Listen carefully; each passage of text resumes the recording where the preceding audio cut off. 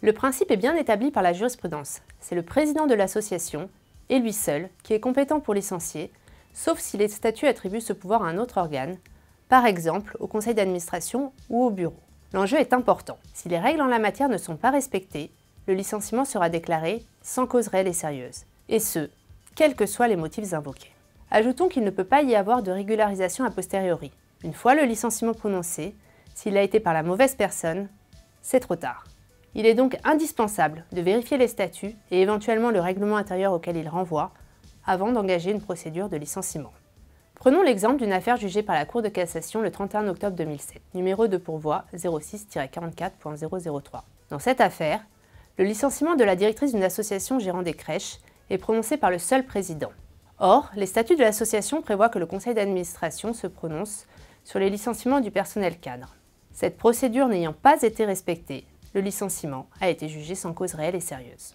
Il convient également d'être très vigilant quant à la rédaction de ces statuts. En effet, une rédaction imprécise sera source de contentieux. Par exemple, des statuts qui prévoient que le conseil d'administration dispose des pouvoirs les plus étendus ou prend les décisions relatives à la gestion du personnel ne donnent pas à ce conseil le pouvoir de licencier.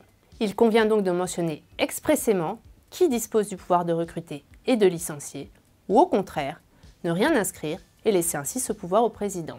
Comme dans les entreprises, le pouvoir de licencier dans les associations peut être délégué, par exemple au directeur ou au DRH lorsqu'il y en a un. Là encore, la vigilance est de mise. Tout d'abord, cette délégation doit être expresse et rédigée dans des termes clairs et précis.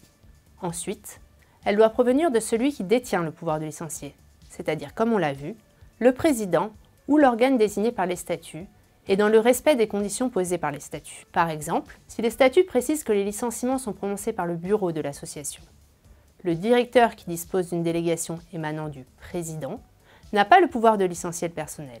Autre exemple, dans une affaire jugée le 19 septembre 2012 par la Cour de cassation, numéro de pourvoi numéro 11-14.547, les statuts prévoyaient que le président pouvait déléguer ses pouvoirs dans les conditions fixées par le règlement intérieur. Mais aucun règlement intérieur n'avait été établi. La délégation de pouvoir donnée par le président au vice-président n'était donc pas valable et le licenciement prononcé par le vice-président a été jugé sans cause réelle et sérieuse.